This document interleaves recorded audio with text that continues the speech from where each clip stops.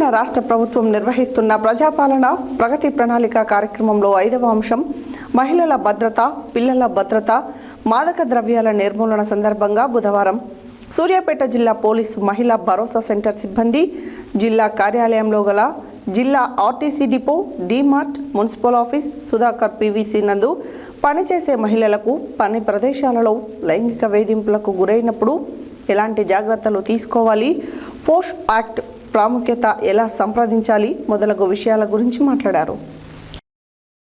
తెలంగాణ రాష్ట్ర ప్రభుత్వం నిర్వహిస్తున్న ప్రజాపాలన ప్రగతి ప్రణాళిక కార్యక్రమంలో 5వ అంశం మహిళల భద్రత, పిల్లల భద్రత, మాదక ద్రవ్యాల నిర్మూలన సందర్భంగా బుధవారం సూర్యాపేట జిల్లా పోలీస్ మహిళా భరోసా సెంటర్ సిబ్బంది జిల్లా కేంద్రంలో గల జిల్లా RTC depot, DMart, municipal office, Sudhakar PVC నందు పనిచేసే మహిళలకు పని ప్రదేశాలలో లైంగిక వేధింపులకు గురైనప్పుడు ఎలాంటి జాగ్రత్తలు తీసుకోవాలి, పోష్ ఆర్ట్ ప్రాముఖ్యత ఎలా సంప్రదించాలి మొదలగు విషయాలపై మాట్లాడారు.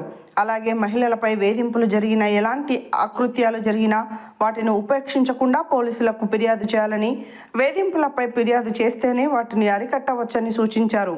మహిళలు, విద్యార్థులు, పిల్లల భద్రతలో చట్టాలు బలోపేతం చేయబడ్డాయని గుర్తు చేశారు. పిల్లలకు మంచి స్పర్శ, చెడు స్పర్శ ఎవరేది ఇచ్చినా తీసుకోవద్దని చెప్పాలని చెప్పడం జరిగింది. అలాగే లింగ సమానత్వం గురించి వివరించడం, సైబర్ క్రైమ్, సామాజిక మాధ్యమాల వల్ల కలిగే నష్టాల గురించి వివరించారు. టోల్ ఫ్రీ నంబర్ 10010981930 ప్రాముఖ్యతను వివరించారు.